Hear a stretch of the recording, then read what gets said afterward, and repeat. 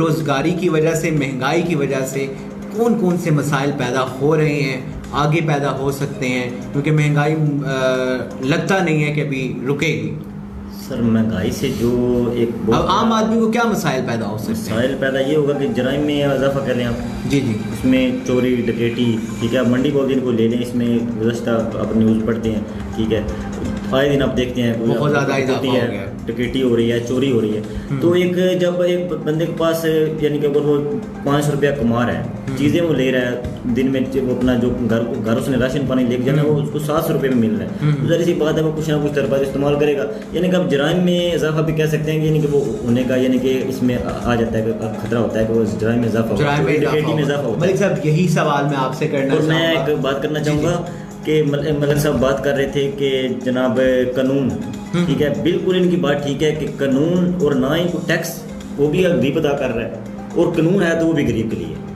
बाज़ शख्सियात जो हैं वो ना तो वो टैक्स अदा कर रहे हैं, जिससे पाकिस्तान, इमरान खान की अगर बात करें वो तो मैं समझता हूँ कि वो कोशिश कर रहे हैं कि पाकिस्तान को यानी कि गरीब आवाम को रिलीफ दिया जाए, लेकिन वो टैक्स बढ़ा कर उन्होंने, लेकिन उनको अपना जो बासर शख्सियात है वो टैक्स अदा नहीं कर रहे। गरीब बंदा तो कर रहे हैं, वो रो भी वो गरीब ही रहा है, टैक्स भी वो गरीब ही अदा कर रहा है, ठीक है। और अगर जिनको पकड़ा जा रहा है, मैं फिर वही बात दोहराऊंगा, ठीक है, वो बात दोहराऊंगा, अगर कोई चोर है उसको पकड़ा गया तो उससे पैसे वापस लिए जाएं और गरीब आवाम को रिलीफ दिया जाए, ठीक है। बिल्कुल ऐसे नहीं होना चाहिए कि बाद में आप एक NRO मजीद ले आए और बाद में पता चले जी कि ये तो सारे सियासी मुकदमात थे, ख़त्म हो गए हैं। तो वो सियासी इख्तलाफ रख के मुकदमात नहीं होने चाहिए। अगर जेन्युइन केसेस हैं तो हम पैसा रिकवर खड़े हैं, पैसा रिकवर होने चाहिए। बिल्कुल, अगर पाकिस्तान का दुश्मन है तो हम उसके खिलाफ हैं। अगर कोई लेकिन अगर उनके खिलाफ जो है ये सियासी केसेस हैं तो फिर मैं समझता हूँ ये एक अच्छी रीत नहीं होगी।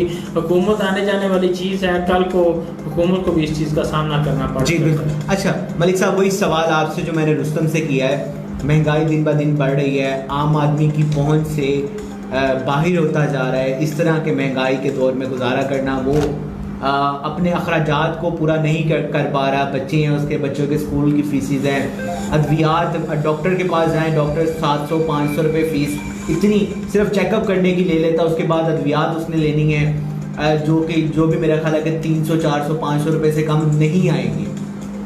उसके बाद टेस्ट लेबॉर्ट्री में करवाएगा, वो बहुत ज़्यादा महंगे हैं। उसके अलावा बिजली है, बिजली बहुत ज़्यादा बढ़ चुकी है। अगर वो घर में 2 पंखे 2 बल्ब भी जलाता है तो मेरा नहीं ख्याल कि उसको 3000 रुपये से नीचे का बिल आएगा। गैस बहुत ज़्यादा महंगी हो चुकी है। इसके अलावा अगर हम ये करें कि पेट्रोल महंगा होने से ट्रैवल चार्जेस बहुत ज़्यादा महंगे हो गए हैं, जो भी किरायों में बहुत ज़्यादा इजाफा हो गया। आप क्या देख